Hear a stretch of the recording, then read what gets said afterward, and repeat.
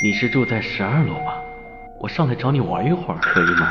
半夜，一条陌生号码发来的消息把我吵醒。当我看到消息的那一刻，浑身都冒出了冷汗。我跳下床，赤脚冲到了大门口，再三确认已经反锁的大门，忐忑不安地掏出手机回了消息。你是谁？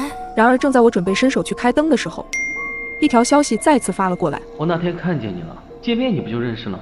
你一个人在家吧？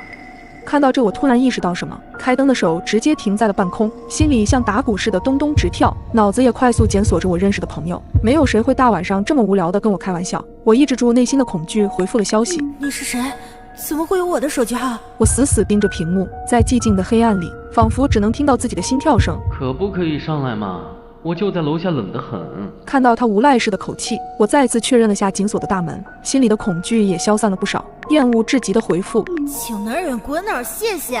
而他接下来的回复还是让我心生胆寒。半夜绝对偷进你屋，12楼左边那个门，谢谢。现在可以100%确认我被人恶意盯上了。用不用我现在就报警把你带走？当我这条消息发出去之后，想着他如果再有骚扰的意图，我就直接报警了。可是过了很久都没有再收到任何短信，他应该是听到我要报警后知难而退了。我顿时松了口气，但这件事依旧让我久久无法入眠。不知过了多久，正在我迷迷糊糊间，我突然听到门外传来了轻微的响动，顿时清醒了过来，真的有人在开我家的门。我浑身颤抖，满是突然起来的寒劲。为了确认我没有听错，我赶忙打开了门口的可视门铃。只见可视门铃下，一个戴着黑色帽子的男人正低头，好像在撬我家的门锁。我脑子闪过各种应对的方法，安全起见，也为了不和他正面冲突，我起身赶忙锁住了卧室的门，身体死死抵在门上，以最快的速度打电话报了警，并且联系了小区的保安。得亏当时住进来前，我特地留了保安的电话，就是为了防患于未然。看着时间1分1秒的过去，我一直微微喘着粗气来平复自己内心的恐惧，仔细地听着门外的动静，祈祷着警察和保安能够尽快到来。突然咔嚓一声，门被打开了，我顿时汗毛直立，手死死地握住了门把手。你干什么？一道粗犷的声音从门外传来，随即便是一阵喧嚣，直到听到外面有人说：李小姐，你出来吧，现在已经安全了。这熟悉的声音正是小区的保安王哥。我悄悄打开一条门缝，看着门外站着几名保安以及被按在墙上的歹徒时，我才终于松了口气，眼眶突然的湿润了。直到后来警察来了把歹徒抓走后，我才知道原来是我在去楼下扔垃圾的时候被他盯上了，里面快递和外卖盒子上的联系电话和地址暴露了我的信息，这才让他有机可乘。所以朋友们，我们在任何时候都要有警惕之心，不要觉得无所谓便随手暴露了自己的信息。没想到我在火锅店丢失的手机居然出现在了家里。周末晚上，我和2个闺蜜去火锅店一起庆祝我通过公考。在酒足饭饱后，我准备结账，却发现手机不在包里，刚才还拿出手机拍照来着。我以为落在了桌上，赶紧转身寻找，手机却不在桌子上。小鹿也摇头说没看见。你别着急，我给你打个电话。小鹿拿出手机拨通了我的号码，将电话递给我。随着几声嘟嘟的提示音后，对方接起了电话。你好，我是电话的主人，谢谢你捡到了我的电话，你现在在哪里？我尽量心平气和地沟通，不敢惹怒对方。然而电话另一端则是一阵诡异的沉默。我有些生气，忍不住质问对方说：你是谁啊？为什么要拿走我的手机？为什么不说话？我的话音刚落，手机传来一阵毛骨悚然的笑声，我吓得一个机灵，手机差点甩出去。可恶，少在这里装神弄鬼，我的手机可是有定位装置，小心我报警抓你。心吓得砰砰直跳，我的语气也变得粗暴。对方再次发出诡异的笑声，然后挂断了电话。等我再打过去，却一直无人接听。对方嚣张的态度让我很恼火，我气冲冲地去查店里监控，决定把这个坏家伙揪出来。可惜我们坐的位置恰巧是监控死角，什么都拍不到。韩雪从厕所回来，听说了这件事，安慰我道：别闹心了，我给你买了个新的，就当是我给你的礼物。为了不扫朋友的兴致，我又露出了笑容，和他们跑去 K 歌。几个小时后，我拖着疲倦的身体回到家中，打开灯的那一刻，我被吓得愣住了，困意全无。我的手机竟然出现在了客厅的桌子上，我以为是自己眼花了，用力揉了揉眼睛，再看过去，手机依旧躺在桌子上。我的心越来越慌，人也不自觉地颤抖。竟然有人潜入了我的家，他还在我家吗？我惊慌失措地抓起手机准备报警，卧室里突然传来了之前那个诡异的笑声，我一下子瘫倒在地上，眼泪不停地往下落。他真的在卧室里。我用力捂住嘴巴，不敢发出一点声音。笑声终于停了下来，我深吸了一口气，挣扎着从地上爬起来，手里握着防狼喷雾，决定去卧室一探究竟。打开灯，我用防狼喷雾尖叫着冲空气一顿乱喷。房间里静悄悄的，我担心的事情并没有发生。床下没人，衣柜里也没有。我把能藏人的地方都查了一遍，都没找到。我坐在沙发上大口大口喘着气，拿出手机想报警，但警察应该也不会立案，总不能说我遇到灵异事件了吧。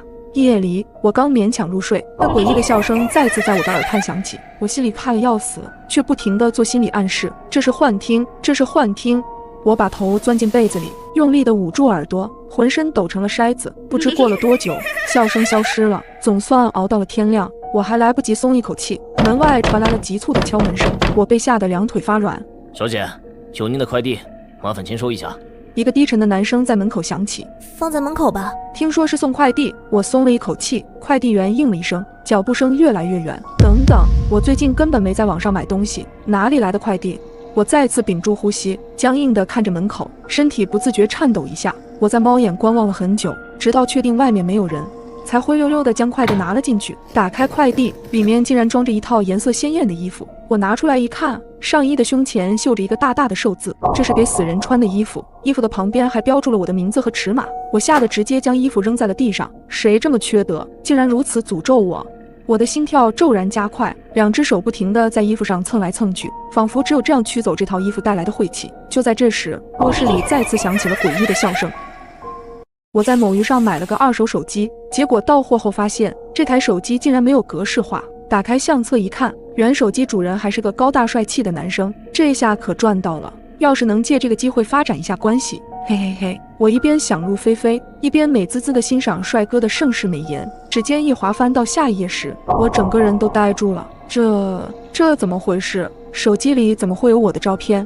我仔细看这张照片，那还是我高中时拍的。我扎着马尾，穿着校服，一脸青涩。这张照片离现在都快7、8年了。原手机主人为什么会偷拍我，还把照片保存这么久？难道他是个偷窥狂，要对我意图不轨？不对呀，那为什么这些年都没下手？我继续翻着手机里的照片，1张、2张、3张，越来越不对劲。这些照片记录了我从高中到大学，再到参加工作的时光。最近的一张是在几个月前，我和闺蜜在海边的时候。原来这么多年都有一个人在背后偷偷看着我，这怎么越想越瘆人呢？简直细思极恐，我的冷汗直往外冒，这丫绝对是个变态。幸好我掌握了证据，不然都不知道自己离危险有多近。正当我想报警的时候，门铃响了。小姐，有您的快递，麻烦签收一下。我想都没想，直接说先放门口吧。说完这句话，突然回过神来，不对呀，我都没买东西，哪来的快递？我屏住呼吸，僵硬地看向门的方向，手指不自觉颤抖起来。门外的人应了一声，把东西放下走了。我蹑手蹑脚跑到门口，透过猫眼看到外面没有人，我小心翼翼扭动门把手，左右环顾后把快递拿了进去。打开快递，里面居然装着一套性感内衣。我拿出来一看，好家伙，连尺码都合适，谁这么恶搞我呀？我有些疑惑，脑子里第一个闪现的是我闺蜜小关。小关在这方面总是有很多大胆的举动，去年生日还送了我一个小玩具，所以今年送我情趣内衣毫不奇怪。只是距我的生日还有1周时间，想来是她的礼物买早了。我打开手机，正要跟小关说收到了，正在此时收到了一条短信，是一个陌生号码发来的，送你的这套内衣喜欢吗？穿上我看看。我的心跳骤然加快，这人是谁？什么叫穿上我看看？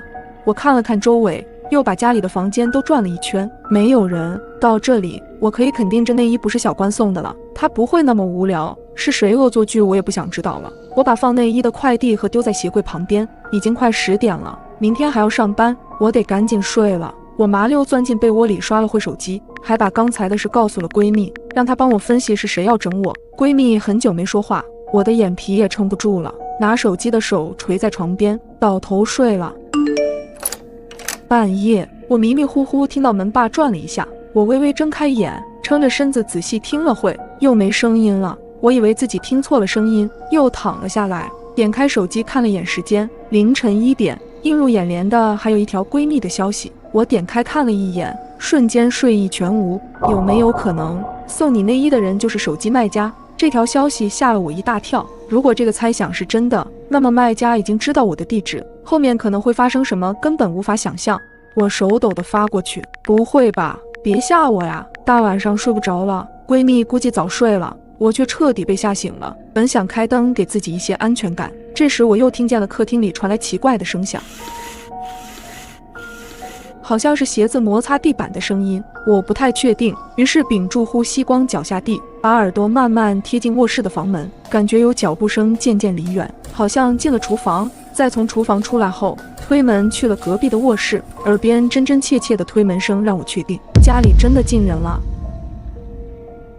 没想到我丢失的手机却突然出现在家里，就在刚才，我还收到了一个装着我一样尺码的寿衣，这些到底是谁干的？这诡异的笑声又在卧室里传来，而我却没有走进卧室的勇气，崩溃的夺门而逃，眼泪模糊了我的眼睛。我刚冲出单元门，就接到了小鹿的电话。昨晚睡得好吗？我买了早餐去找你啊。听到他的声音，我再也控制不住情绪，嚎啕大哭起来。小鹿和韩雪赶来时，我坐在台阶上发呆，天气很暖，可我依旧冷得发抖。看到客厅里的寿衣，二人的脸色也很难看。小鹿戴着手套口罩，将它扔进垃圾桶。我可能被坏人盯上了。我牙齿打着颤说：不会吧，你又没和别人结过怨。韩雪握着我冰冷的手。那他是怎么回事？总不能是我自己买的吧？我指了指垃圾桶，两个人没有说话，怪异地看着我。不可能是我自己！我尖叫着掏出手机，打开某宝，看到购买记录后，眼前一黑，坐在沙发上。你怎么了？你们看看这个。我脸色铁青，声音怪异地把手机递过去。那寿衣真的是用我账号下的单，下单时间是前天晚上10点。我十分确定当时我在家里睡觉，那晚我哪都没有去。一定有人潜入了家里，动了我的手机。还有那瘆人的笑声也是他搞的鬼。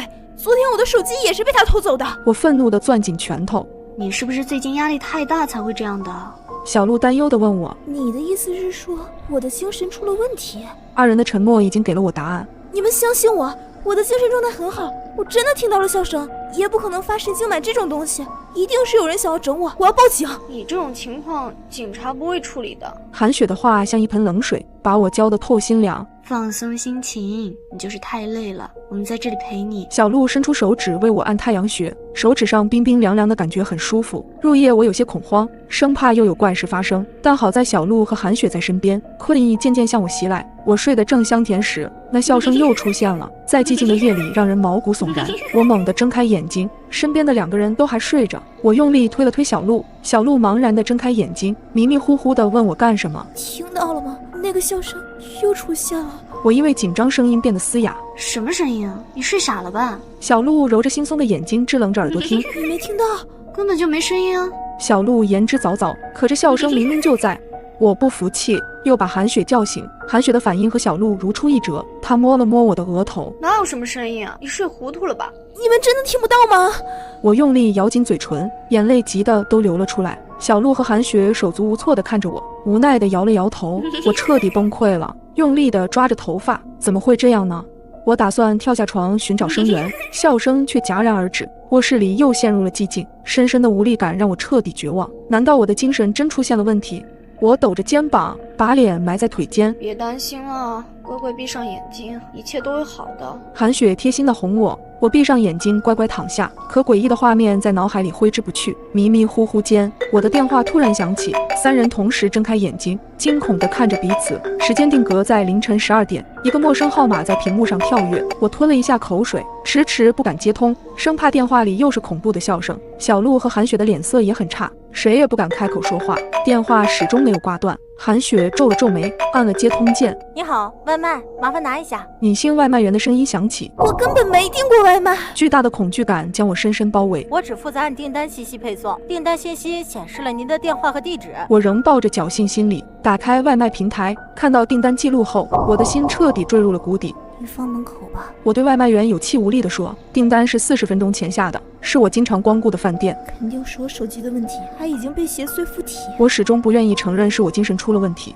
我冲下楼，将手机扔进垃圾桶。医生推断我可能最近压力太大，造成了记忆力混乱。给我开了安神的药。小鹿和韩雪因为害怕也各自回了家。被丢掉的手机又莫名其妙回到我家桌上，那诡异的笑声也常常在夜里响起。家里的物品长腿一般变换位置，我甚至开始分不清梦境和现实。因为身体原因，我缺席了公考体检。妈妈担心我，想将我接回老家休养。在帮我收拾行李时，妈妈不慎将韩雪送给我的玩偶碰到地上，玩偶当即爆发出诡异的笑声，我吓得够呛，浑身哆嗦。妈妈却在玩偶里掏出一个微型智能音箱，这种音箱能够远程遥控，按操作者的指令发出声响。我把最近发生的事情捋了一遍，面色惨白地看着妈妈，嘴巴发干地说：“不会吧？”知人知面不知心。我在妈妈的陪同下报了警，警察的调查结果更是让我大跌眼镜。原来一切都是小鹿和韩雪搞的鬼，他们嫉妒我即将拥有公务员铁饭碗，就制造了一连串灵异事件。韩雪先是把玩偶当作礼物送给我，在吃饭时更是神不知鬼不觉地拿走我的手机，在我拨通电话时也是他在装神弄鬼。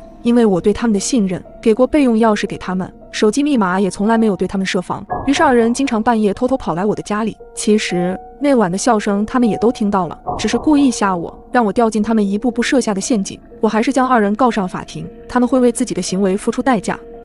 他的手机没电了，为什么不充电？我气急败坏的压低声音问道。外婆委屈地看着我，摆了摆手，我忘记了。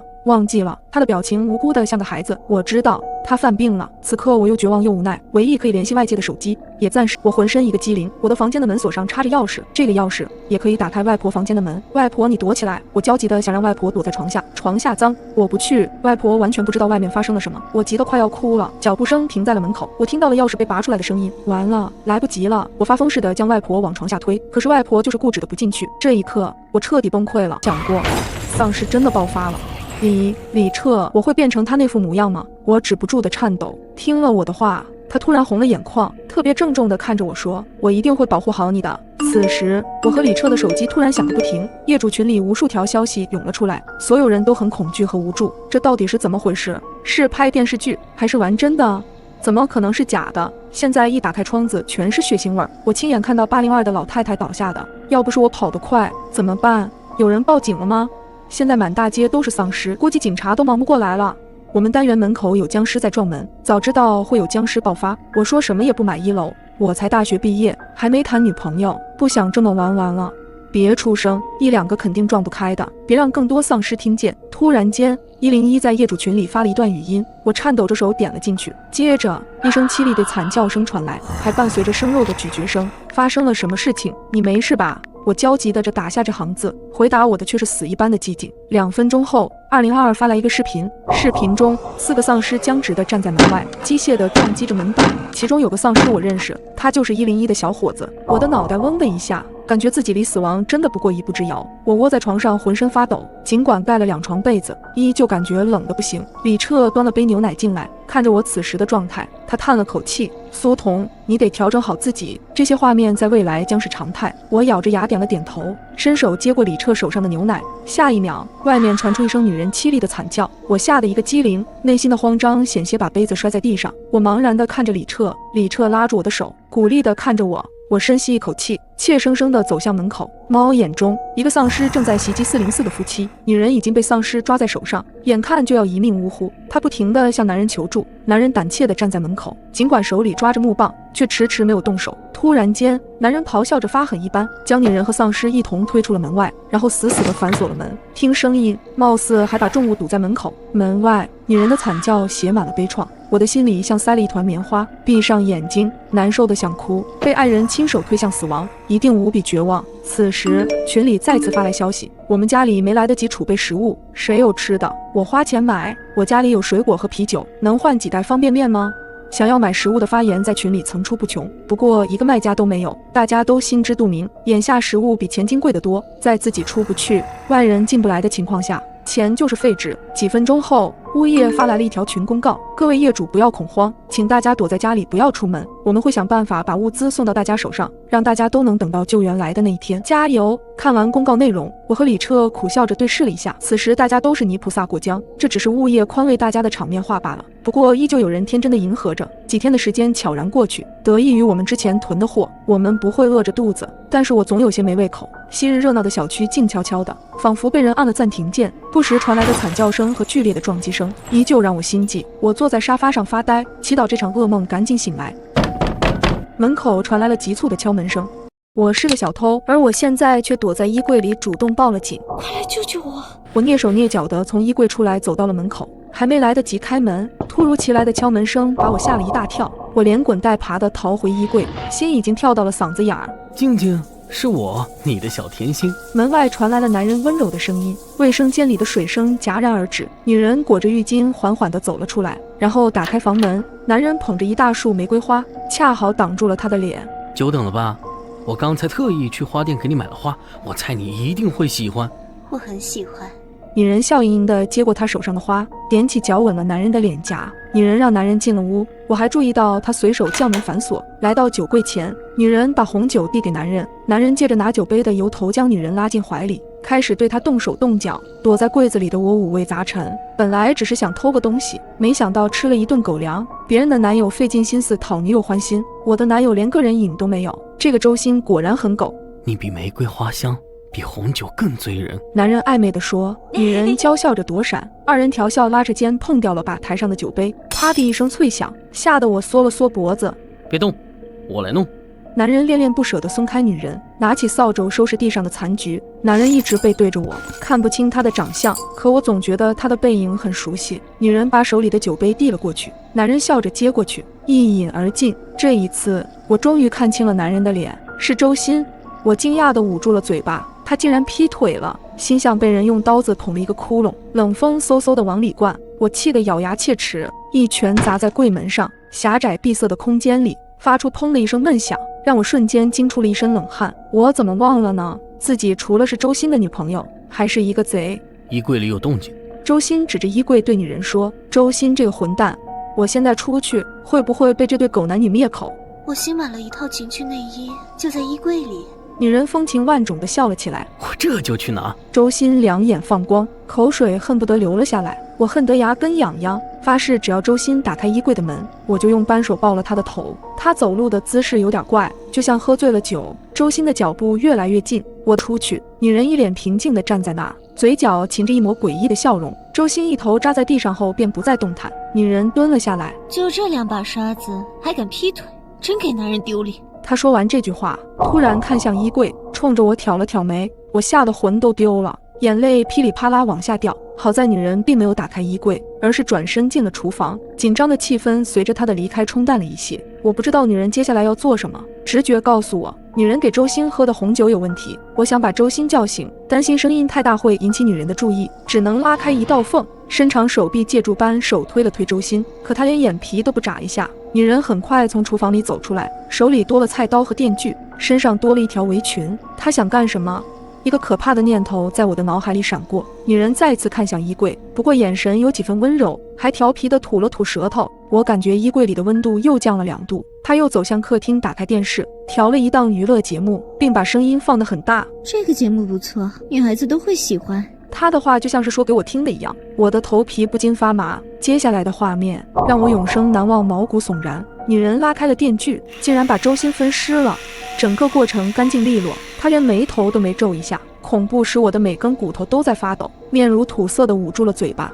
女人将尸块打包拎出了房间，然后开始擦拭地板上的血迹。警察，我要报警！麻区小区1204发生了凶杀案，我是小偷，目前躲在衣柜里，快来救救我！我颤抖着编辑完这段话发了出去，祈祷着警察在女人发现我之前可以赶到。只见女人收拾好后，伸了一个大大的懒腰，轻轻说了声好困，然后躺在床上拉好被子。我祈祷着她赶紧睡着。很快，床上传来了女人轻微的呼噜声。我打开一道门缝，估算着逃跑的可能性。女人突然睁开眼睛，直勾勾地看着我，眼神里充满了戏谑，仿佛在说你就是我刀下的下一块肥肉。无尽的恐惧感让我一下子从衣柜里掉出来。女人坐起身，笑眯眯地看着我，怎么不躲了？我还没玩够呢。她竟然把之前发生的事叫做完。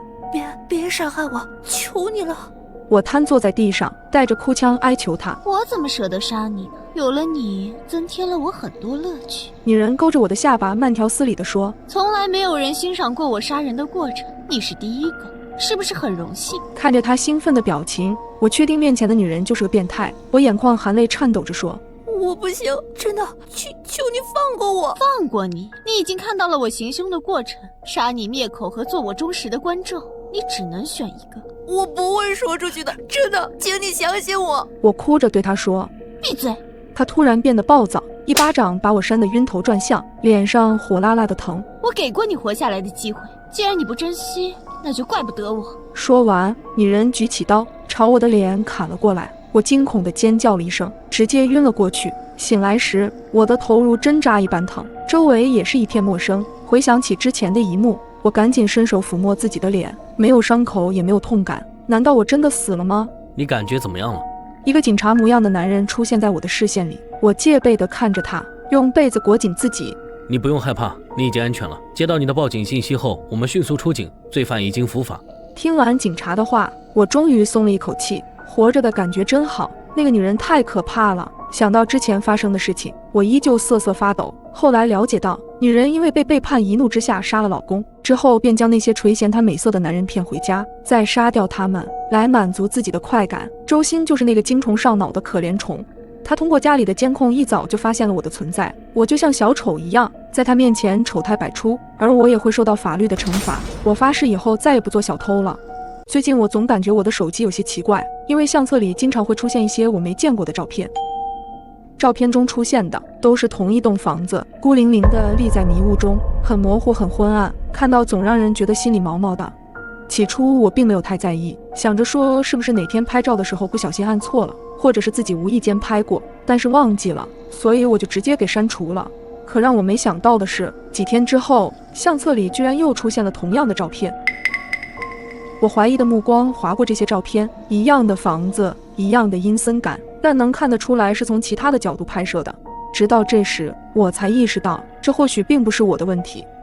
虽然这些照片并不会对我造成什么影响，但我总觉得有些怪怪的。于是我跑到之前买手机的店里，经过我的描述后，销售向我解释，一般手机里出现莫名的照片，无外乎就这么几种可能性：第一，确实是自己拍的，但是自己给忘了；第二，可能是在打电话或者是发信息时，无意间触碰到了拍照功能；第三，就是当时手机出厂的时候给装错了。但基本上不太可能，这种不是手机的硬件问题。如果手机本身有问题，那我可以给你换一个全新的。我皱了皱眉，其实我来这儿不是为了换手机，我就是想知道为什么我的相册里会出现我不认识的照片。我拿过了手机，打开给店员看，你看看，最近这几张照片出现的频率越来越高了。虽然对我造成不了什么影响，但是我最近还发现了一个诡异的地方。咱就说这个房子，我随手把最近几天出现的这个房子给店员看。我印象中，第一次看到这个照片时，它是在很远的距离拍的，但你看最近这几天的照片是不是越来越近了？你看看是不是有什么问题？我发誓，我本人并没有去过照片里的这个地方，更不可能去拍照。店员感觉到我并不是无理取闹，那这样吧，虽然我并不是很清楚这个照片从哪里来的，我把你这个手机寄给我们总部那边去做测试，我先给你换个新的，你看可以吗？我点了点头，虽然问题没有得到解决，但或许真是那部手机本身存在问题呢。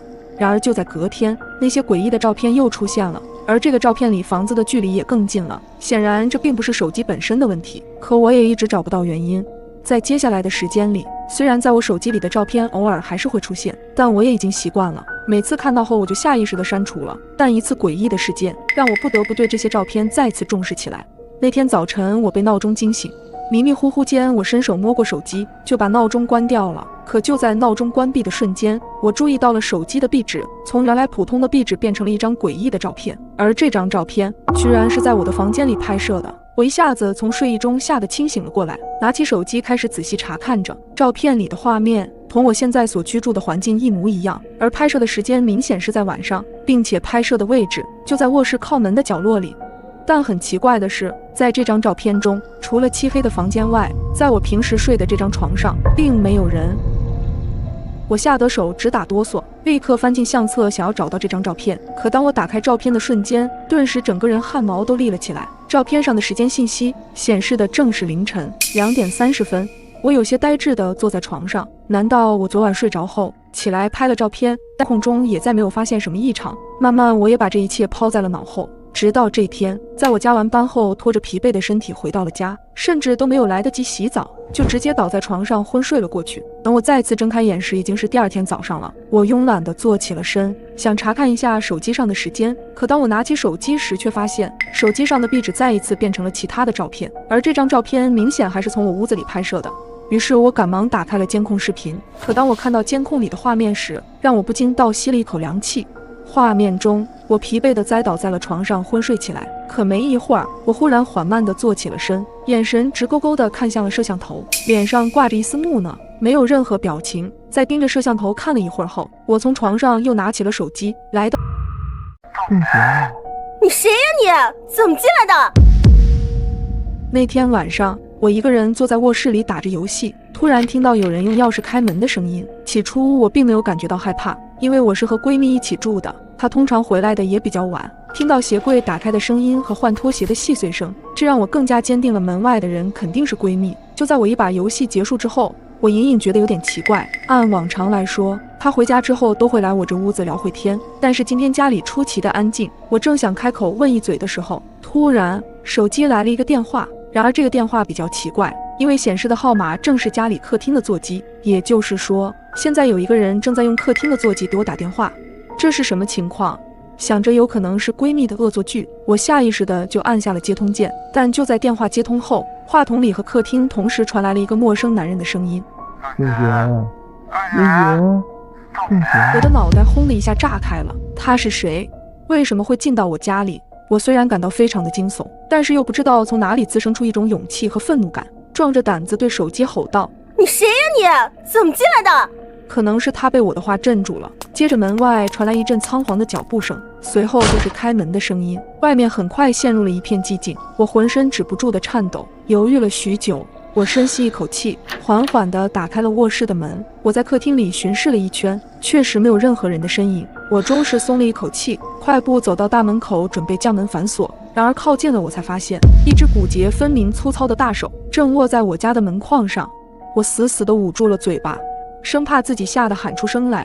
这人竟然没有走，他一直守在门口，等待着我走出去。我咬紧嘴唇，下一秒用力地踹了一脚房门，只听门外那人一声惨叫，我用尽全力将门反锁住。等回过神来时，才发现自己早已经泪流满面。门外的男人似乎并不甘心，用力地拍打着房门，他嘴里还不干不净地骂着，可我却不敢再发出任何声音。我翻找着手机准备报警，随后便死死地抵在了门上，甚至我更没有勇气去看猫眼。砸门声在寂静的夜里显得格外刺耳，我捏紧手机，祈祷着帽子叔叔能快点来。谁呀？大晚上砸什么门？你想干嘛？隔壁邻居大哥洪亮的嗓音透过门缝传来，那人似乎也吓了一跳，只听到了一阵仓皇的脚步声，门口彻底没有了动静。后据调查得知，男人是的网友，隔着屏幕说一直很喜欢我，甚至愿意为了我去整容。看着他疯狂的言语，我有些害怕，便直接把他拉黑了。没想到他竟然能找到我家里来，又从门口的地垫下面发现了备用钥匙。男人也很快被帽子叔叔控制住了，我真的是有种劫后余生的感觉。快报警！床下有个人！一阵细微的声音从耳边传来，我不耐烦地睁开了眼睛。自我怀孕之后，总感觉自己有些神经衰弱了。看了眼时间，凌晨3点05分，我悠悠叹了口气，随后便想着去上个卫生间。可接下来的事却让我不寒而栗。上完厕所后，我刚准备回到卧室继续睡觉，却发现厕所的窗帘竟然没有拉上。也不知道老公装修怎么想的，非要给厕所装个透明玻璃。就在我刚准备拉上窗帘时，我突然注意到床下似乎有一团黑影。我慢慢透过窗帘再次望了过去，瞬间如坠冰窖。我肯定没有看错，那是一个人。我的大脑一片空白，冷汗顺着额头滴落下来。怎么办？我该怎么办？此时的老公还躺在床上睡觉，他根本就没有意识到危险。我不确定床下的人有没有注意到我发现了他。如果我走出去，那他会不会直接对我们俩下手？不行，我得报警。我翻找着手机，坏了，手机在床头。我的身体抑制不住的发抖，必须要想办法把老公也喊到卫生间。我长呼一口气，做好了心理建设。老公，我肚子疼，我可能要生了。我颤抖着声音，大声呼喊着在床上熟睡的老公。怎么了？看到老公匆忙地跑了进来，我立马抢过他的手机。快报警，床下有个人。他看到我特别惊恐的眼神，也就愣了片刻的功夫，便硬着头皮陪着我演戏。我这就找救护车，你再忍忍。我装作肚子很痛的样子，几分钟犹如过了几个世纪般难熬。门外传出悉悉索索的声音，我大着胆子偷偷瞄了一眼，半张人脸赫然出现在玻璃窗上，我只能用尖叫掩饰着内心的恐惧，直到听见了门外咔嚓一声。走了吗？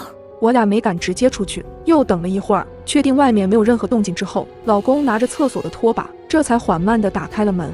警察很快来了，我们调出了监控，这才发现原来在凌晨3点左右的时候，他就进了我们屋子，时间距离我醒前后也就不到5分钟。然而更让我心惊的是，他手上还拿着一把刀。如果许久未见的朋友突然联系你，你会害怕吗？在吗？坐在沙发上玩手机的我，突然收到了一条消息，我皱了皱眉，这不是珊珊吗？想着毕业以后也快5年没联系了，突然间找我，这是出来喝点吗？想你了。也许是看到我没回复，他又发来2条消息，喝点。珊珊她心情不好吗？想着我俩上学时关系一直还不错，又看了眼地方离我这里不是很远，于是我欣然答应了他。我顺着导航走了过去，明明是我每天都会路过的街道，今天却格外的让人陌生。到了地方后，眼前的景象让我十分意外，因为我竟然走到了一处拆迁大楼门口，阴森的大楼散发着破败的气息，隐隐让我有些不适。这是什么地方？我嘴里嘟囔着，于是我立刻给珊珊发了消息，我到了，你在哪儿？等了好一会儿，他也没有给我回复，周围没有一个人路过，我顿时有些害怕。一阵风吹过，我吓得整个人都紧绷了起来，抱紧自己的手臂，有点不敢在这里等下去了。我赶忙给珊珊打去了电话。突然，一阵手机铃声悠悠地响起，在这寂静的夜里显得极为刺耳。我吓了一跳，愣愣地站在原地，耳听着声音越来越清晰，却迟迟没有人接听。不对，冷汗瞬间从我的额头滴落，这铃声竟然是从我身后漆黑的大楼里传出来的。我吓得根本不敢回头，立马夺命般跑了起来。回到家的时候，我的心还依旧砰砰直跳。再看了眼手机，珊珊再没有给我回复任何消息。直到第2天，闺蜜来我家玩，想到她和珊珊是一直有联系的，我便把昨晚这件事跟她讲了一遍。啊，她不是在家带孩子吗？怎么有时间这么晚出来找你啊？你等等。闺蜜直接给珊珊打去了电话。没过一会儿，我看见闺蜜脸色肉眼可见的发白，随后她按下了扩音键。啊，我没联系她呀，我手机啊前几天被偷了，才补的卡。那昨晚找我的是？那可怕的声音又开始了。啊！我不怕，我不怕。已经记不清我躲在衣柜里多久了。爸爸离开前把我放在衣柜里，他说千万不可以打开柜门，否则可怕的怪物就会找到我。可是我好饿啊，喉咙也像是被火烤过一样，眼泪也不争气地流下来。爸爸，你什么时候回来啊？我颤抖着手想去推开柜门，突然一阵可怕的声音传来，我吓得立马缩回了手，畏缩在角落里，仿佛周围的一切都要把我吞噬掉。时间一分一秒地流逝着，外面的惨叫声似乎变少了。是怪物离开了吗？肚子又开始咕咕乱叫，我鼓起勇气再次推开了衣柜的门。外面的空气很浑浊，让我恶心的想吐，屋子里黑漆漆的。现在是晚上吗？我想要打开灯，可是按了几次开关，灯也没有亮。与此同时，有几缕阳光透过缝隙打在地面上，我这才发现窗户上横七竖八的砸了很多木板。爸爸把窗户封住了，一定是害怕怪物从窗户跑进来。这群可恶的怪物！我蹑手蹑脚地走进厨房，翻来翻去却找不到一点吃的，水龙头更是一滴水没有。我太渴了，只能喝点花盆中积下的水，想吃花叶充饥，却怎么都嚼不烂。我有气无力地坐在沙发上，外面奇怪的声音依旧响着，忽远忽近。我好奇地趴在阳台的缝隙里向外张望，天都是雾蒙蒙的，什么都看不清。突然，门外传来了激烈的敲门声，是怪物！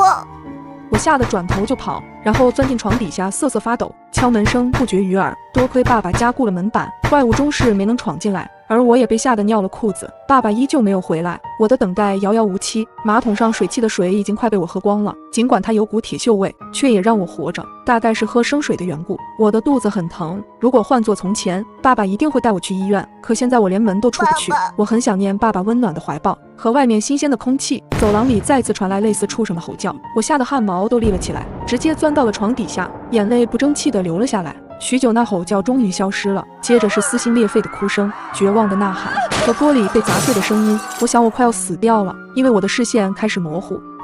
我不能死在家里，我要去找爸爸。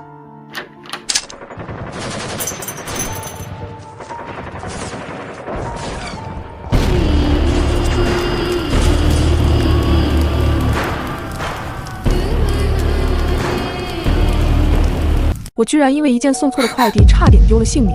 那晚我刚下班回家，门口就传来门铃声。您好，您的快递。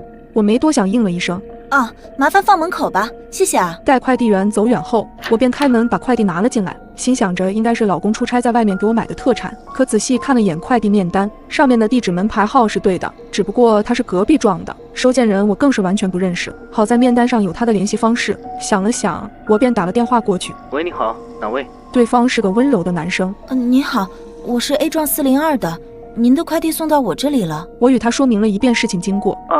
这应该是快递员粗心搞错了吧，给你添麻烦了。你看这样行不行？你就放在门口，我晚点去拿。我便直接应了下来，把快递放回了门口。隔天一早，我发现快递果然被取走了，以为这件事就这么过去了，却没想到这一切只是个开始。之后没过几天，门口又出现一个快递。这怎么又是隔壁楼的快递啊？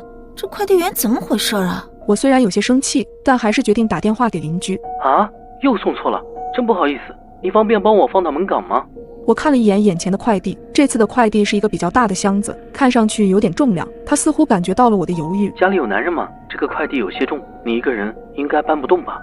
这个我确实搬不动。在他说了会自己来拿后，我便挂断了电话。没过一会儿，我就听到门外有悉悉嗦嗦的声音。出于好奇，我透过门眼往外望去，可却发现门外一片漆黑。我有些纳闷，就在我再次看去时，门外又恢复了正常。晚上和老公打电话聊起了这件事，他提醒我，如果再有下次，就直接打电话给快递公司，不要随便和对方联系了。可我没想到的是，第3次很快就来了，但这一次却是他主动给我打的电话。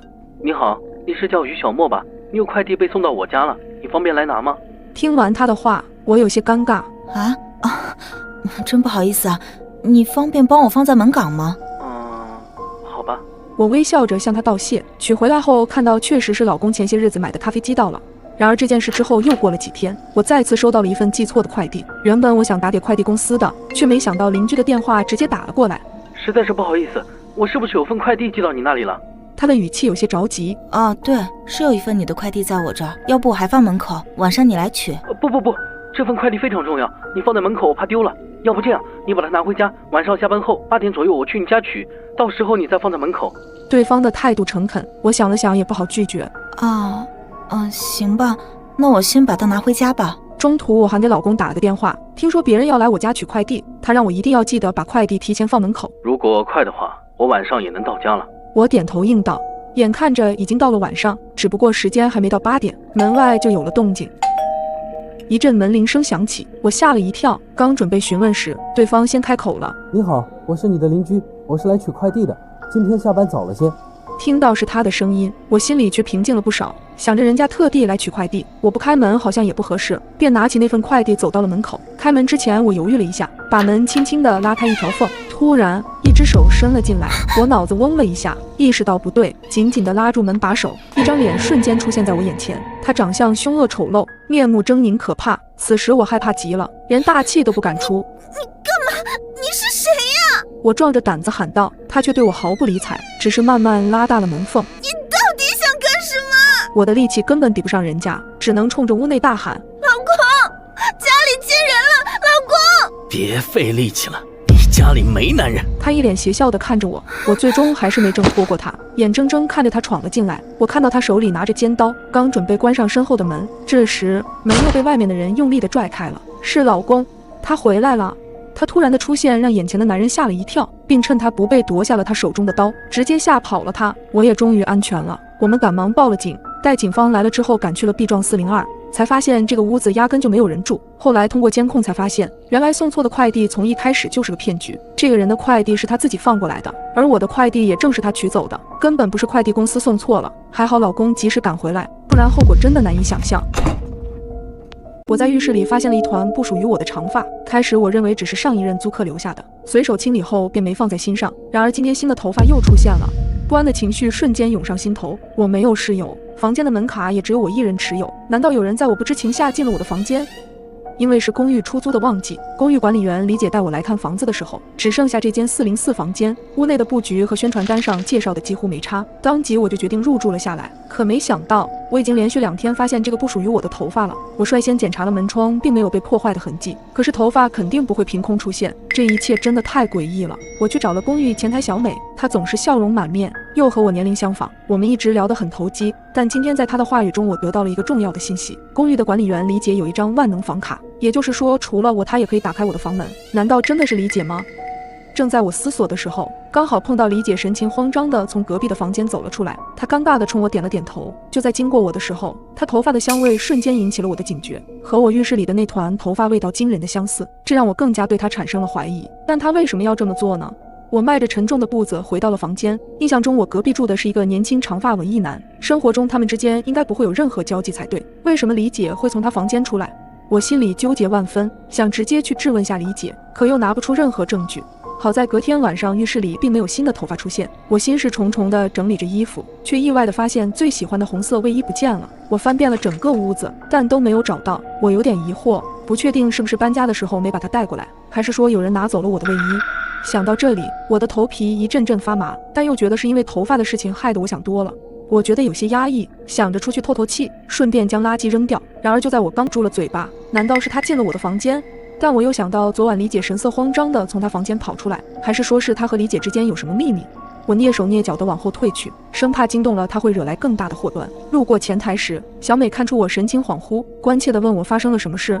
我忍不住把心中的疑虑说了出来。小美表示之前从没听过公寓里丢失过任何东西，但又出于担心，便表示晚上可以过来陪我。当晚我格外好眠，而我的房间内也没有再多出头发或者出现什么异常。直到第2天下班后，我忘记带房卡，突然想到小美之前跟我提过李姐那边有万能房卡，想了想，我便给李姐打去了电话。电话很快接通，李姐表示她现在不在，让我去找小美，她知道万能房卡在哪里。我瞬间愣怔在了原地，那为什么小美会说只有李姐有房卡？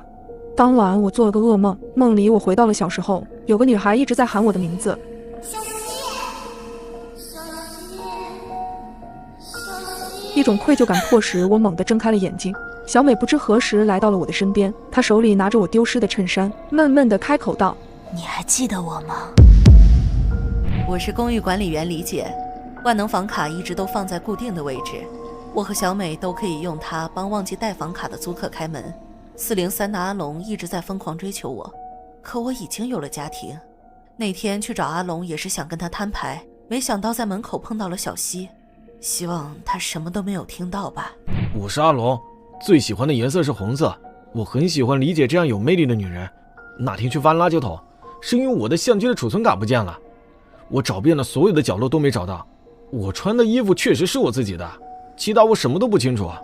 我是小美，曾经我有个好朋友，当所有人都孤立我的时候，他也选择远离了我。当他再次出现在我眼前时，我发现他竟然完全不记得我了。下水道口的头发其实是李姐的，不过是我故意放的。小溪丢的那件衣服也是我拿走的，就是要让他自投罗网，100%相信我，然后我再将他推向深渊。可没想到他最后还是发现了。我正被困在地铁里，眼睁睁看着肮脏的雨水从舱门渗进来，耳边充斥着绝望的尖叫声，水势蔓延的比想象中还要快。有人晕倒了！顺着声音看去，一个瘦小的女孩正艰难地拽着身旁的老人，尽她所能地把老人的口鼻露出水面。旁边人见状，赶忙也游了过去。水依旧在蔓延，当水漫到胸口时，大家都开始慌了。此刻我终于意识到，原来最恐怖的不是水慢慢高涨的那种无力感，而是车厢里的空气越来越少，好多人都出现了呼吸困难的症状。突然，耳边传来一阵呼喊声：“快砸窗！”话音刚落，周围纷纷出声：“不能砸呀！你一砸，窗外的水灌进来，情况会更糟的。可是不砸的话，大家都活不下来。”说着扑通一声，有人就潜入了水下，似乎想把椅子下的灭火器拿上来。可是他前前后后往水底试了几次，都没能成功。着急之下，只看到他拿着一把雨伞疯狂地砸着窗户，可雨伞又怎么能把窗户砸坏呢？眼见着他体力不支，脸冲着车顶，只露出嘴巴和鼻子呼气。旁边的一个高个子大哥一直用手帮他顶住头，不让他头沉到水里面。这时候其实大家已经很绝望了，车厢里此起彼伏的都是那种大口大口的喘气声，很多人都已经因为缺氧迷迷糊糊了，就靠着最后一点求生的信念在撑着。这时候我听到有人在打电话，好像在跟家里人交代自己的银行卡号，这在我听来就像是遗言。受到他的感染，越来越多的人拿起手机，于是我心想是不是应该也打个电话，可一时之间我不知道该打给谁。我捏紧手机，感觉眼前浮现了很多往事，此刻有太多的话都说不出口。最终我给妈妈发去了一条信息：妈妈，我好像快不行了，你要照顾好自己。只有这么简单的一句话，仿佛承载了我所有的情绪。眼看着信息发出去的那一刻，我如释重负，在心里松了一口气，闭上眼睛，不再去看手机，努力地调整着呼吸的节奏。可是头晕恶心的感觉还是逐步侵袭着我的神经。手机的铃声让我清醒了片刻，是妈妈打来的电话。电话那头传来了妈妈哽咽的声音：小爱，闺女，消防队已经在想办法了，你要坚持住，你要坚持住。可现在的我已经很虚弱了，几乎无法呼吸。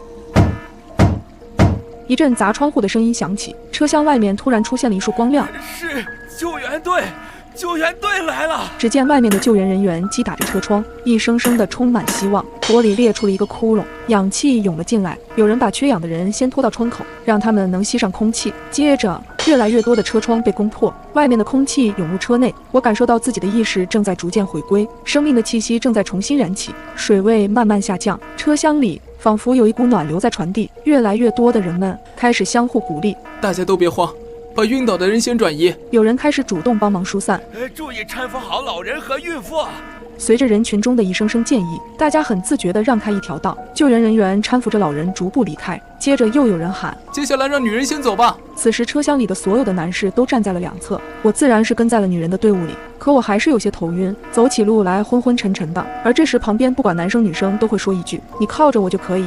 当我终于从那犹如地狱一般的车厢中逃出来时，我甚至有些恍惚，站在原地驻足了很久。身旁被搀扶着的人们个个脸色苍白，但却面带微笑。但是我也看到有人躺在担架上，我知道那是没能坚持到最后的人。是啊，有那么一瞬，我也距离死亡那么近。我正被困在地铁里，眼睁睁看着肮脏的雨水从舱门渗进来，耳边充斥着绝望的尖叫声，水势蔓延的比想象中要快，而我眼中满是惊恐。公司小群里又活跃了起来。哎，你们听说今天会有大雨吗？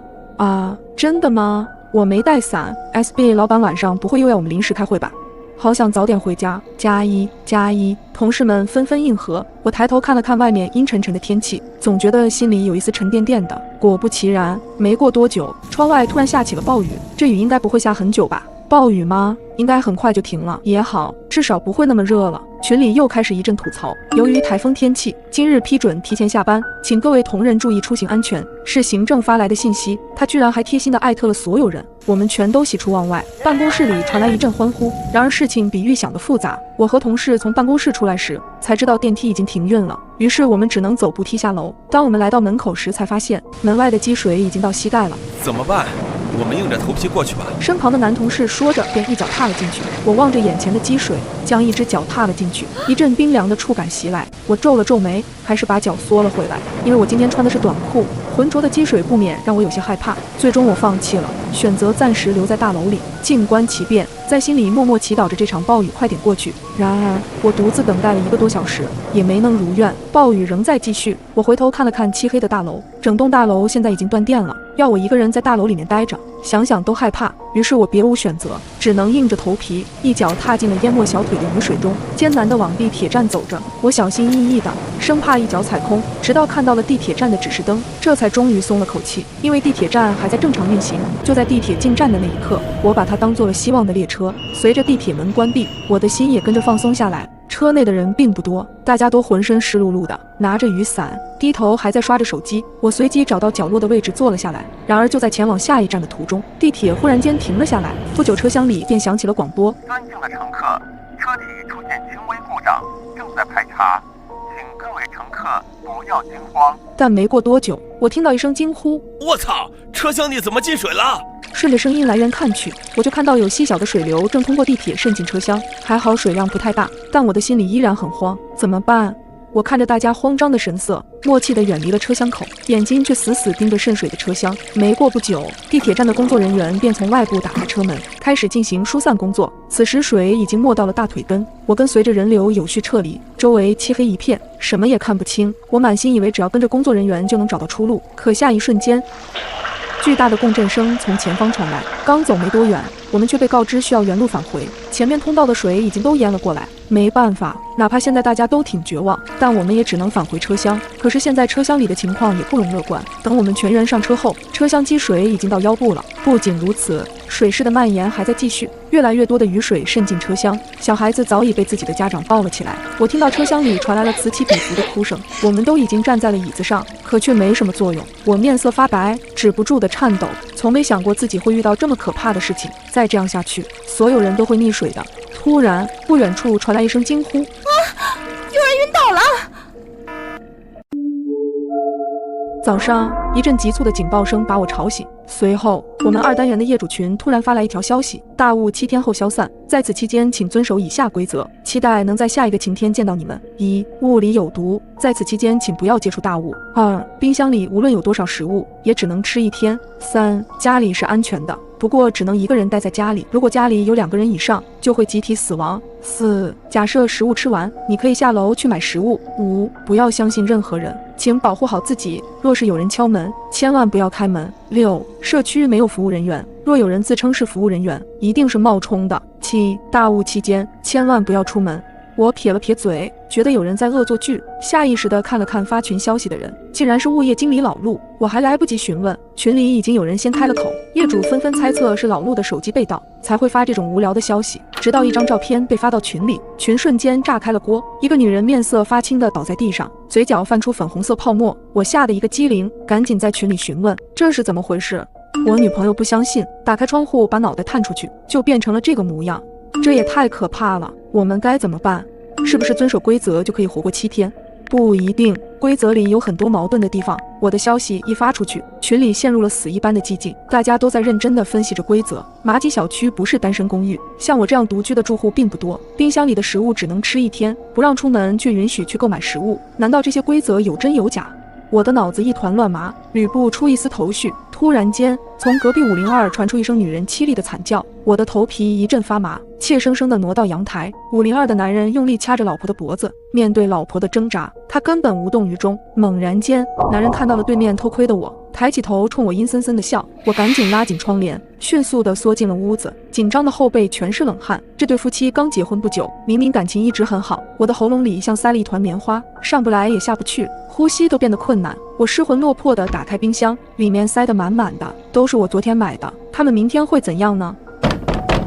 门口传来了急促的敲门声。小周，我是你李姐，你家里有南瓜吗？宝宝想喝南瓜粥。李姐住在我的楼下，独自带着6岁大的儿子生活，平日里对我很照顾，经常送点心给我。不要相信任何人，请保护好自己，若是有人敲门，千万不要开门。想到这条规则，我的心提了起来，抿紧嘴巴。李姐又喊了几声后，走廊里传来了哒哒的脚步声，随后是一片寂静。我心里默念着对不起，凑到猫眼向外望去，走廊里空无一人。我正想松一口气，李姐不知从哪里突然冒了出来，整只眼睛几乎都贴在了猫眼上，我吓得差点喊出来，心扑通扑通狂跳起来。小周，我知道你就在门口，你把门打开好吗？给我一根南瓜我就走。李姐的声音有些嘶哑，带着一丝哀求。李姐，我家也没有南瓜。想到那条规则，我下意识地拒绝。猫眼里，李姐的表情很诡异，似乎在笑。她转过身去，僵直地向前走着。直觉告诉我，她有些不对。她走到502的门口，再次敲门，嘴里依旧重复着对我说过的话。502迟迟没有动静，李姐变得有些暴躁，用脑袋一下又一下地撞击着门板。她仿佛感觉不到疼痛。谁呀？有病吧？502的男人暴躁的质问声响起，下一秒是吱呀的开门声。我在心里为他捏了一把冷汗，只听得一声惨叫，接下来安静的只能听到我的心跳。突然，门砰的一声巨响，我吓得退出很远，2只手紧紧捂住耳朵。小周，开个门，给我个南瓜吧。我的脸色苍白如纸，已经难看到了极点。李姐，我真的没有南瓜，宝宝正在家里找你，他想你了。我艰难地开口，听到儿子的名字，李姐混沌的眼睛出现一丝光亮。宝宝在等我。她机械地转过身，僵硬地朝家的方向走去。没走几步，李姐突然一头栽在地上，没了声息。502的男人违反了第5条规则，他会死掉。可是李姐是什么原因呢？因为她出门了吗？太可怕了！眼泪不受控制地从我的眼睛里流出来。好不容易熬过了中午，可我一点胃口也没有。为了让自己保持充足的体力，我还是决定熬点粥。打开冰箱后，我有些发愣，早晨还很新鲜的蔬菜竟然发蔫了，水果上还长了斑斑点点。我颤抖着拍下这些画面，发到了业主群，随即有很多人响应了我。我家的也是，我家冷藏的肉竟然有些发黑了。你们听说过生大米长斑点的吗？我正打算回复，群主突然给我们禁了言。叮咚一声，群主发来了新消息：亲爱的业主们，规则更新，家中不可以有尸体，否则会引来贪吃鬼。这条规则让我毛骨悚然。只听到窗外传来砰砰几声巨响，是重物落地的声音。我颤抖着手拉开窗帘，外面雾蒙蒙的一片，小区的绿化带上出现了很多横七竖八的尸体。冷汗瞬间打湿了我的衣服，迅速重新拉好窗帘，不停地拍着胸口。在生死面前，人果然都是自私的。我好庆幸自己是个单身狗。粥在锅里翻滚时，门外又传来了响动。夜深了，你敢一个人看床底下吗？我耐心地给女儿妞妞讲睡前故事，妞妞抱着娃娃，听得津津有味。故事讲完，我给妞妞盖好被子，叮嘱她好好睡觉。妞妞突然伸出手拉住了我的胳膊，哀求地说：妈妈，再陪陪我好吗？妞妞的手心汗津津的，她似乎很害怕。已经很晚了，你明天还要上学。我温柔地对她说：妈妈，那我能不能开着灯睡觉？妞妞扁着嘴问我，得到我的同意后，她似乎松了一口气。互道晚安后，我走出了房间，可前脚刚走，下一秒就听到妞妞的尖叫声。妈妈！我焦急地打开房门，却看到妞妞面无表情地坐在床上，一双眼睛似乎没有焦点。她扭头看向我，机械地说：床下有动静，你能帮我检查一下床下的怪物吗？大概是刚才的故事内容让妞妞有些害怕，我赶紧将她搂在怀里，轻声安慰：怪物只存在童话故事里，现实中没有怪物。妞妞身上僵冷的温度让我忍不住摸了摸她的额头，然而她并没有发烧。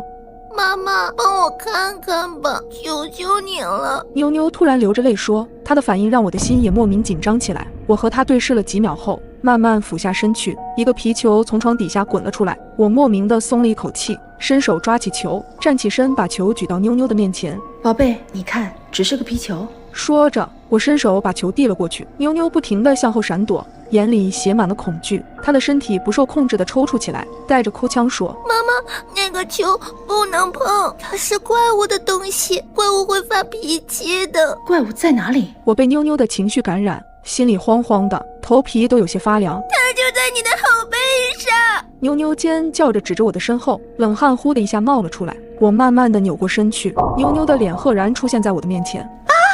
我尖叫一声，猛地站起身，心扑通扑通地跳个不停。妞妞躺在床上抱着娃娃，好奇地看着我。妈妈，你刚才睡着了？刚刚只是一场梦。我继续给妞妞讲完故事，然后帮她盖好被子。妈妈，你能再陪陪我吗？我很害怕。我的心里一惊，刚刚的梦里妞妞也说过同样的话。接着，妞妞提出了开灯睡觉的要求，我忧心忡忡地关了门，站在门口迟迟没有离开。妞妞并没有尖叫，我稍稍安心一些，责怪自己想得太多。刚躺在床上，我就听到妞妞的房间里传来了响动。这是拍球的声音，我一下子从床上坐起来，蹑手蹑脚地走向妞妞的房间。拍球声越来越清晰，猛地推开她的房门，圆滚滚的皮球在地板上有节奏地弹起落地，而妞妞却不在地上，她正坐在床边，两条腿悠闲地荡着，歪着头，目不转睛地盯着皮球。这诡异的画面让我的嗓子发干，伸手将皮球接住。很晚了，你这样拍球会影响别人休息。我不悦地说：不是我拍的，是他。妞妞有些委屈地说：他是谁？在哪里？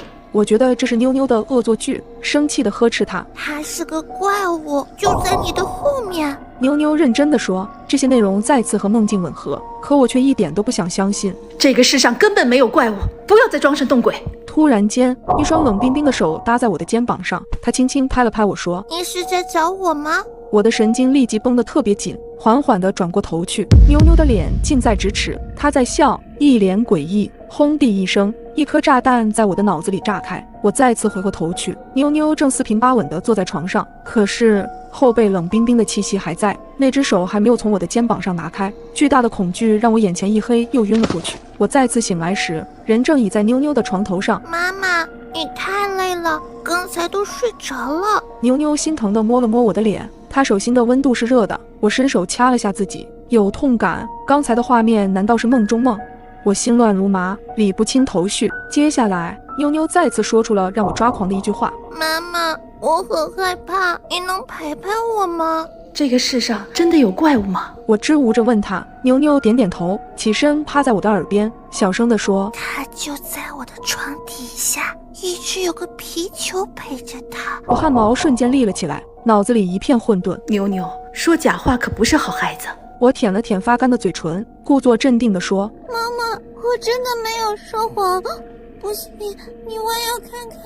我深深地吸了一口气，疑惑地下床往床底探去，一个皮球从床底深处滚出来，紧接着发生了令我震惊的一幕，妞妞的脸慢慢地从杂物堆里探出来，她害怕地看着我说：妈妈，我的床上有个怪物。我捂着脸惊声尖叫，猛地起身时，脑袋一下子撞在床头柜上，一阵刺眼的阳光让我再次睁开了眼睛，周围的环境熟悉又陌生。我躺在一张柔软的床上，我的床边站着一个漂亮的姑娘，见我醒来，她露出微笑：妈妈，太好了，你终于醒了。你是妞妞？我是试探着问。你能想起我了？妞妞扑进我的怀里，嘤嘤地哭着，这熟悉的怀抱加上她身上熟悉的味道，记忆瞬间向我涌来。我是一位单亲妈妈，带着双胞胎女儿生活，妞妞是姐姐，丫丫是妹妹。可惜两姐妹同脸不同命，丫丫患有先天智力障碍，这也是前夫和我离婚的主要原因。她不想被丫丫连累。我带着2个孩子生活，日子虽然艰苦，却也充满了快乐。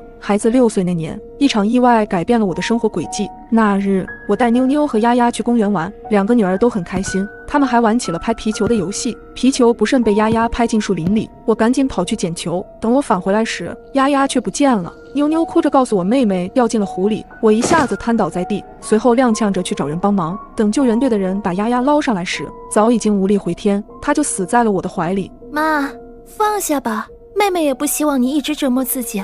我觉得妹妹从来不曾离开，因为她一直在这里。妞妞指了指她心脏的位置，看着妞妞的脸，我再次泪流满面。其实，死亡从来不是终点，遗忘才是。如果你家的密码锁总是被2个熊孩子滴滴按个不停，你会怎么办？在查询这几天的监控录像，我发现这2个孩子经常在门口蹲守着我回家，通过小孩子的游戏让我麻痹放松。他们到底想干什么？录像时间7月12日，也就是今天。我左右观望，小心翼翼地解锁进门。5分钟不到，2个小孩出现在我门前，男孩熟练地按着密码锁，几乎是不假思索地输入密码。从视频里可以看到，大一点的女孩子站在凳子上，透过猫眼在观察，手里握着一把水果刀，男孩口袋里也鼓鼓囊囊。看到这一幕，我呼吸不自觉地急促，目不转睛地盯着录像，眼中满是后怕。保安里一个人冷不丁地开口：这2小孩是怎么知道密码的？年纪大一点的保安在一旁操作电脑放大画面，示意我们看向走廊的窗户，那上面映出一双睁大的眼睛。你开门的时候，他们就在盯着你输入密码。之前他们故意在你门口设各种陷阱，就是为了窃取你家的密码。他怎么做到的？窗外的位置有个小平台，他应该是踩在那个上面。他侧过头认真地对我解释，我瞬间鸡皮疙瘩遍布全身。这还是小孩吗？看完全部的录像，我害怕到不敢踏出监控室的门口，那2道如影随形的眼睛似乎就在外面等着我。我不敢细想他们要是进了我家门之后会发生什么。我叫明成，我送你回去吧。那个保安小哥说道。就在我们刚走进楼道时，突然听到轰隆一声，身后好似有重物坠落。我刚想回头看，一双手捂住我的眼睛，别看了，先回去。我虽然应和着，可空气中弥漫着一股甜腥气，还是被我鼻子捕捉到了。转而我们进入了电梯，明成按了8楼的按键，便掏出手机快速的打字，好像在给谁发着消息。我们从电梯走出后，明成的眼神停顿了几秒，我顺着他的目光望去，我家门口画着一辆格子公交车，蓝色粉笔画出大致的轮廓，旁边用红色黏腻液体画了3个歪歪扭扭的字，捉迷藏，上面有很明显小孩的脚印，一个大一个小，那2个小孩还在这。我瞬间心惊胆战起来。别紧张，没事儿。明成话还没说完，就听到他对讲机里传来了声音：三幢有人跳楼了，似乎是从8楼跳下来的，是一名女生。对讲机滋滋的声音传来，我这栋楼不就是3幢吗？那8楼。我想起刚才楼下重物坠落的声音，我突然意识到了什么。正在我思索时，隔壁邻居的门突然开了，2个小孩从里面走出来，似乎没预料到我们俩在这里，笑意僵硬挂在脸上。男孩子手上拎着一个黑色的包，没等我反应过来，明成瞬间冲上去控制住了他们，在他们想从包里掏出什么之前，死死捏住了他们的手。叔叔，你干嘛？你捏疼我了！小女孩眼巴巴地瞪着明成，随即又看向了我，眼角带上眼泪。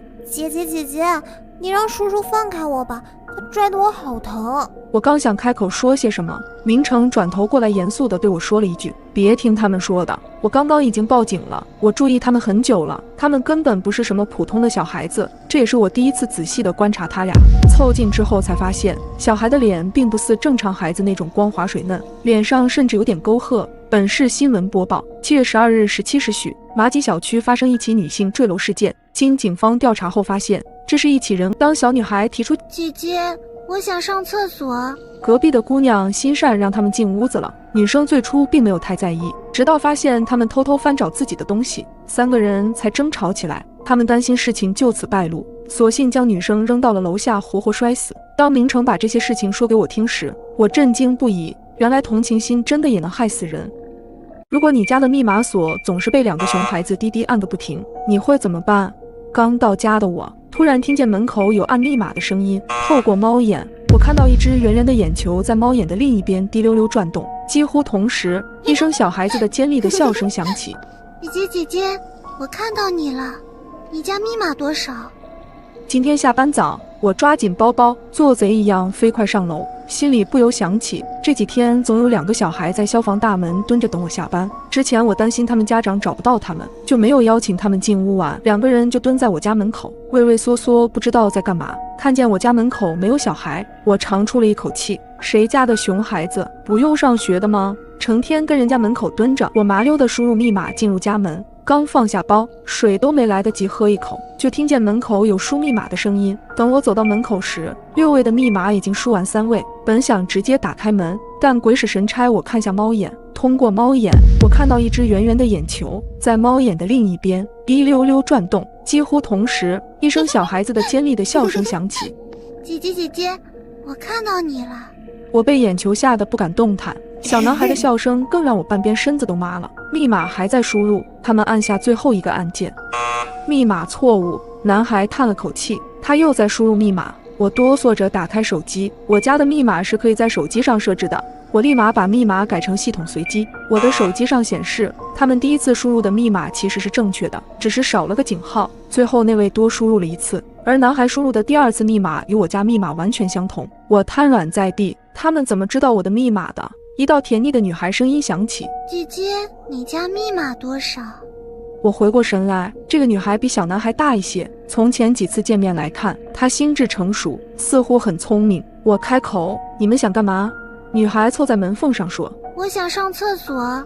楼下物业办公室有厕所，你自己坐电梯到负1楼去。我翻找手机里物业电话，通过物业一定能找到这2熊孩子的父母。姐姐，我不想上厕所了，你们家有没有不要的瓶瓶罐罐？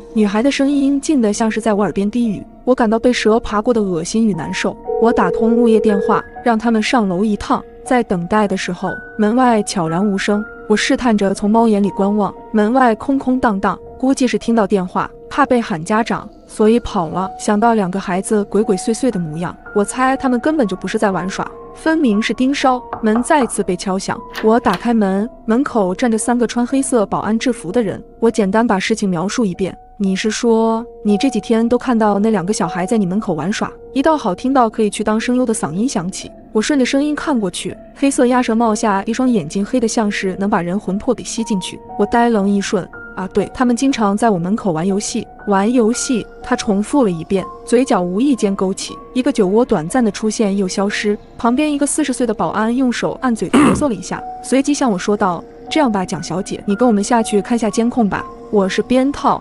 正对着这层上下楼梯的消防通道。我们小区物业管理的不错，每层的消防通道里和外各有一个监控，黑白录像一帧一帧闪动。时间7月7日，2个小孩在消防通道爬楼梯，一层一层的往上走，最后在我的楼层停住了。他们对了下眼神，缩在角落里往外盯着某个东西。门口录像显示，这时我正好从电梯里出来，从包里翻找什么东西，根本没注意到1米之隔的消防门内有2双眼正注视着自己。时间7月8日，2个小孩提前10几分钟就在消防门口蹲着，看着我从电梯里出来，见我快要走到他们面前，便用手捂住眼睛，从指缝里窥视。这是我第一次真正意义上见到他们。在我输密码时，他们迈着滑稽可笑的步子离我越来越近，而此时的我开门关门，门关上的刹那，他们的脸上出现一种中年油腻男人的可惜与冷漠嘴脸，似乎在说到嘴的鸭子飞走了。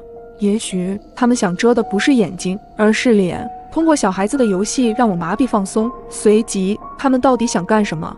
我瞪圆眼睛看向身旁的男人，他好像知道，所以才会笑着说出玩游戏。见我看向他，他安抚地看了我一眼，先把录像看完。接下来的录像里，2个小孩调皮得很，总是在我家门口乱丢纸盒，在密码盒子上粘胶布，看着我飞踹纸盒、露丝胶布，冲他们龇牙咧嘴时，2个孩子非但不生气，还冲我做鬼脸。待我进门以后，2个人还击掌比耶。直到看到今天的录像，瞬间让我毛骨悚然。